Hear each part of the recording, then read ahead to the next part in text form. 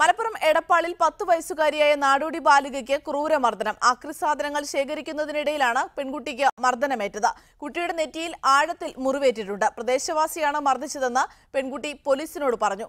സംഭവത്തിൽ CPM area committee അംഗവും വട്ടംകുളം പഞ്ചായത്ത് മുൻ പ്രസിഡന്റുമായ രാഘവനെ പോലീസ് കസ്റ്റഡിയിലെടുത്തു.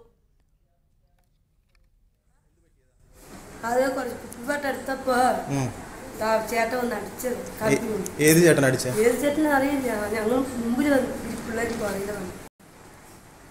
എന്താ മോളെ ആര് കാട്ടി? ആരാ ചെയ്തേ? കൂടുതൽ വിവരങ്ങൾ നൽകാൻ അഹമ്മദ് മുജിത്തബ ചേരുന്നുണ്ട് മലപ്പുറത്ത് നിന്ന്. മുജിത്തബ, എന്താണ് ഉണ്ടായത്?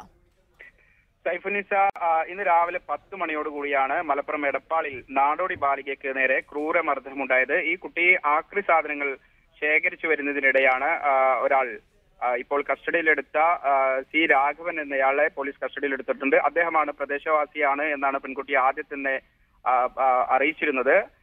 എന്തായാലും ഈ ആക്രി സാധനങ്ങൾ പെറുക്കുന്നതിനിടെ മറ്റു പ്രകോപനങ്ങളൊന്നുമില്ലാതെ ഇവർക്ക് നേരെ മർദ്ദനമുണ്ടാവുകയായിരുന്നു. കൂടെ ഉണ്ടായിരുന്ന ലക്ഷ്മി എന്നൊരു സ്ത്രീക്ക് കൂടി ആക്രമണമേറ്റിട്ടുണ്ട്. എന്തായാലും പെൺകുട്ടിയുടെ നെറ്റിയിൽ ആഴത്തിലുള്ള മുറിവ് സംഭവിച്ചിരിക്കുന്നു. എടപ്പാളിൽ തന്നെയുള്ള ആശുപത്രിയിൽ പെൺകുട്ടിക്ക് പ്രാഥമിക ചികിത്സ നൽകി. ഈ കണ്ണിന് മുകളിലായി നെറ്റിയിൽ ആഴത്തിലുള്ള മുറിവ് സംഭവിച്ചതാണ് ഇപ്പോൾ ഏറ്റിരിക്കുന്ന ഒരു പരിക്ക്. ചാക്ക് കൊണ്ട് തലക്കടിച്ചു എന്നൊക്കെയാണ് ആദ്യഘട്ടത്തിൽ പെൺകുട്ടി പറഞ്ഞിരുന്നത്. എന്തായാലും ഈ നെറ്റിയിൽ ഏറ്റിട്ടുള്ള മുറിവ് ഇപ്പോൾ തുന്നിക്കെട്ടി പ്രാഥമിക ചികിത്സ പൂർത്തിയായി കഴിഞ്ഞിട്ടുണ്ട്. എന്തായാലും ഈ സംഭവത്തിൽ നേരത്തെ തന്നെ പ്രദേശവാസികളിൽ നിന്നൊക്കെ ലഭിച്ച സംഭവം നേരിട്ട് കണ്ട ചില ആളുകളുടെയൊക്കെ മൊഴിയുടെ അടിസ്ഥാനത്തിൽ പോലീസ് ഇപ്പോൾ ഒരാളെ കസ്റ്റഡിയിലെടുത്തിട്ടുണ്ട്. വട്ടംകുളം പഞ്ചായത്ത് മുൻ പ്രസിഡന്റ് കൂടിയായിട്ടുള്ള C. രാഘവനെയാണ് പോലീസ് കസ്റ്റഡിയിലെടുത്തത്. ഇയാൾ എടപ്പാൾ സ്വദേശിയാണ്. CPMന്റെ എടപ്പാൾ ഏരിയ കമ്മിറ്റി അംഗവുമാണ്. എന്തായാലും ഈ രാഘവൻ കൂടി ഇപ്പോൾ ആശുപത്രിയിലാണ് എന്നാണ് ലഭിക്കുന്ന വിവരങ്ങൾ. എന്തായാലും സമീപകാലത്തെ കേരളത്തിൽ അങ്ങോളം ഇങ്ങോളം കുട്ടികൾക്ക് നേരെ ക്രൂരമായ മർദ്ദനങ്ങൾ, അത്തരം വാർത്തകൾ പുറത്തു വരുന്ന ഒരു സാഹചര്യത്തിലാണ് ഇന്ന് മലപ്പുറം എടപ്പാളിലും ഇത്തരത്തിൽ പൊന്നാനിയിൽ കഴിഞ്ഞ കുറെ വർഷങ്ങളായി രാഘവൻ എന്ത് കാരണത്താലാണ് കുട്ടിയെ മർദ്ദിച്ചത് എന്ന വിവരം ലഭിച്ചിട്ടുണ്ടോ? ഇയാൾ എന്താണ് പോലീസിനോട് പറഞ്ഞിട്ടുള്ളത്? സൈഫുനിസ, പ്രാഥമികമായി നമുക്ക് ലഭിക്കുന്ന വിവരം അനുസരിച്ച് ഈ രാഘവന്റെ ബിൽഡിംഗിലായിരുന്നു, ഈ ബിൽഡിംഗിന് സമീപത്തായിരുന്നു ഇത്തരത്തിൽ നാടോടികൾ ഈ ആക്രി സാധനങ്ങൾ ശേഖരിച്ചു വരുന്നത്. ഒരു പക്ഷേ അതിന്റെ ഒരു പ്രകോപനം ഉണ്ടായത് കൊണ്ടാകണം ഇത്തരത്തിലൊരു ആക്രമണം ഉണ്ടാകാൻ ഉണ്ടായത് എന്നാണ് നമുക്ക് വിലയിരുത്താൻ കഴിയുന്നത്. മറ്റു തരത്തിലുള്ള മൊഴികളോ മറ്റോ പോലീസിന് ഇദ്ദേഹം നൽകിയതായി പോലീസ് പറയുന്നില്ല. എന്തായാലും പ്രാഥമികമായ ചില വിവരങ്ങൾ അനുസരിച്ച് കുട്ടിയുടെ മൊഴിയുടെ അടിസ്ഥാനത്തിൽ, അതോടൊപ്പം തന്നെ ഈ സംഭവം നേരിട്ട് കണ്ട ചില ആളുകളുടെയൊക്കെ മൊഴിയുടെ അടിസ്ഥാനത്തിലാണ് ഈ രാഘവനെ പോലീസ് കസ്റ്റഡിയിലിരിക്കുന്നത്. ശരി, ഇപ്പോൾ യൂത്ത് കോൺഗ്രസ് നേതാവ് സിദ്ദീഖ് പന്താവൂർ ടെലിഫോൺ ലൈനിലുണ്ട്. ശ്രീ സിദ്ദീഖ് പന്താവൂർ, നിങ്ങൾ ഈ വാർത്ത അറിഞ്ഞിരുന്നോ? എന്താണ് പ്രതികരണം? തീർച്ചയായും ഞങ്ങൾ ബഹുമാനായ കേരളത്തിന്റെ പ്രതിപക്ഷ നേതാവ് ശ്രീ രമേശ് ചെന്നിത്തലയോടൊപ്പം കുട്ടിയെ നേരിൽ കണ്ടതിന് ശേഷമാണ് ഈ വാർത്തയോട് പ്രതികരിക്കുന്നത്. അങ്ങേയറ്റം ക്രൂരമായിട്ടാണ് ആ 10 വയസ്സുകാരി പെൺകുട്ടിയെ ഈ തരത്തിൽ പീഡിപ്പിച്ചിരിക്കുന്നത്, മർദ്ദിച്ചിരിക്കുന്നത്. ആ കുട്ടിയുടെ നെറ്റിയിൽ വളരെ ആഴത്തിലുള്ള മുറിവുണ്ടെന്നാണ് മെഡിക്കൽ റിപ്പോർട്ട് വിദഗ്ധ സംഘം തന്നെ പറയുന്നത്. ആ കുട്ടിയുടെ നെറ്റിയിൽ ആകെ വലിയ മുറിവാണ് സംഭവിച്ചിരിക്കുന്നത്. കുട്ടി തന്നെ പറയുന്നത്, കുട്ടി പിറക്കിക്കൊണ്ടിരുന്ന ആക്രി സാധനങ്ങൾ നിറച്ച സഞ്ചി വാങ്ങി ആ കുട്ടിയെ തന്നെ ആക്രമിക്കുമായിരുന്നു. തീർച്ചയായും ആ ആക്രി പറക്കുന്ന കൂട്ടത്തിൽ ഇരുമ്പ് സാധനങ്ങൾ ഉൾപ്പെടെയുള്ള ഗുരുതരമായ മാരകമായ തുരുമ്പ് അടങ്ങിയ സാധനങ്ങളെല്ലാം ഉള്ള ആക്രി സഞ്ചി ഉപയോഗിച്ചാണ് കുട്ടിയെ മർദ്ദിച്ചതായിട്ട് ബോധ്യപ്പെട്ടിട്ടുള്ളത്. വളരെ പ്രായം കുറഞ്ഞ, വളരെ കുഞ്ഞായ ഒരു കുട്ടിയുടെ തലയിൽ നടത്തിയ ഈ വലിയ മർദ്ദനം തീർച്ചയായും കേരളത്തിലെ സ്ത്രീകൾക്കോ അല്ലെങ്കിൽ കുട്ടികൾക്കോ എതിരായി വർദ്ധിച്ചു വരുന്ന അക്രമങ്ങളുടെ ഒരു നേർ സംഭവമായിട്ടാണെന്ന് തെളിയുന്നത്. തീർച്ചയായും ഈ സംഭവം ഈ കൃത്യം നിർവഹിച്ചത് പോലീസ് കസ്റ്റഡിയിലുള്ളത് ഉന്നതനായ CPMന്റെ നേതാവാണ്. മുൻ പഞ്ചായത്ത് പ്രസിഡന്റും എടപ്പാൾ ഏരിയ കമ്മിറ്റി അംഗം കൂടിയായ CPMന്റെ നേതാവാണ് പോലീസ് കസ്റ്റഡിയിലുള്ളത്. പോലീസ് ഈ വിഷയത്തെ, ഗവൺമെന്റും ഈ വിഷയത്തെ ഗൗരവമായി കാണണം.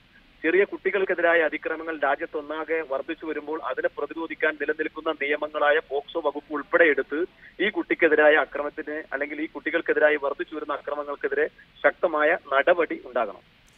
ശ്രീ സിദ്ദീഖ് പന്താവൂർ, ഈ കുട്ടി നിങ്ങളുമായി സംസാരിച്ചിരുന്നോ? കുട്ടി എന്താണ് ആ സംഭവത്തെ കുറിച്ച് പറയുന്നത്?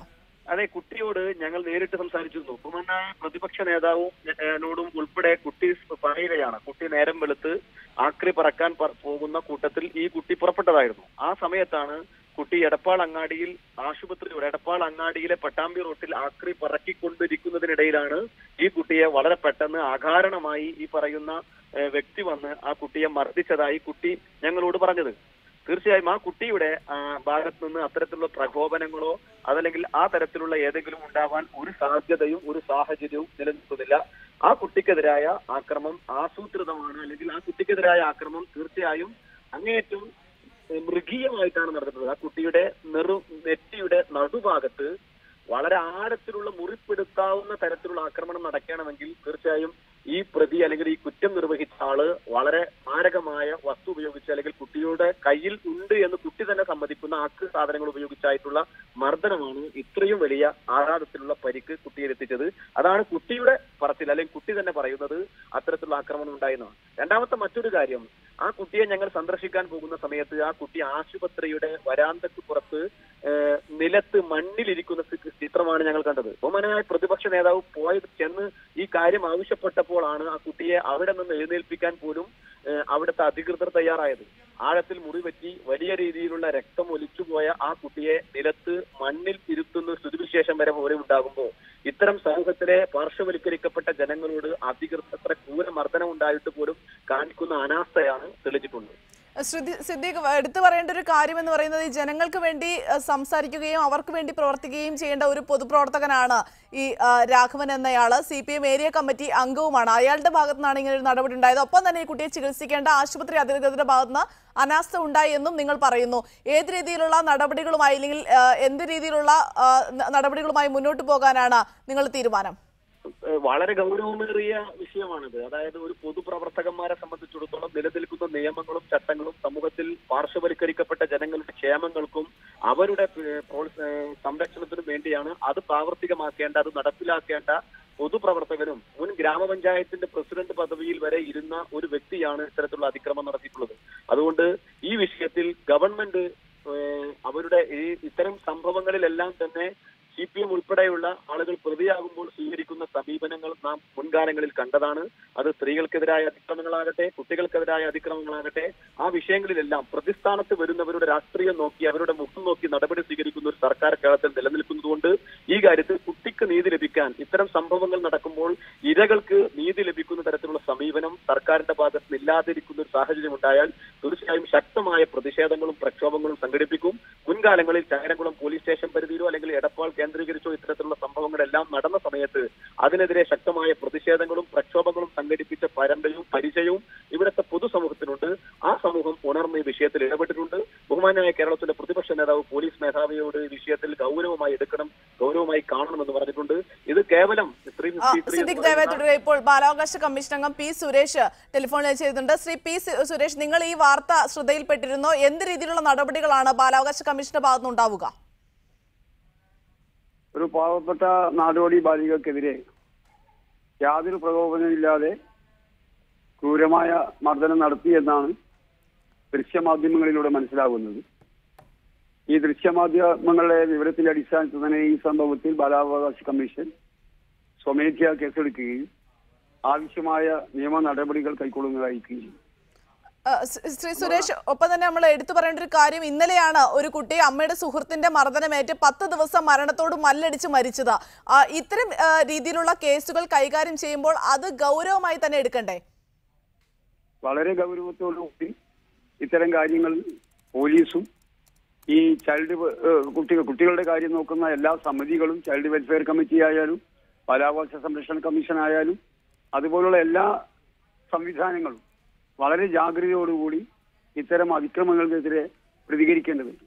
ഈ നിയമ സംവിധാനങ്ങൾ ആകെ പ്രതികരിച്ചാൽ മാത്രം പോരാ, സമൂഹത്തിന്റെ ഒരു പൊതുസമൂഹത്തിന്റെ ഒരു പൊതു മനസാക്ഷി ഈ കാര്യത്തിൽ ഉണർന്ന് പ്രവർത്തിക്കേണ്ടതുണ്ട്. നമ്മുടെ കുട്ടികൾ തെരുവിൽ ഇങ്ങനെ ആക്രമിക്കപ്പെടാൻ ഉള്ളതല്ല എന്ന ഒരു സാമൂഹ്യമായ ഒരു പുതിയ അവബോധം കേരളത്തിലെ ജനങ്ങൾക്ക് ഉണ്ടാവേണ്ടതുണ്ട്. ഇത് പറയുമ്പോൾ തന്നെ ഇതൊക്കെ ഒറ്റപ്പെട്ട സംഭവങ്ങളാണ് എന്ന് നമുക്ക് പറയാം. എന്നാൽ ഈ ഒറ്റപ്പെട്ട സംഭവങ്ങൾ കൂടിക്കൂടി വരുന്നു എന്നുള്ളത് വളരെ ദുഃഖകരമായ സംഭവമാണ്.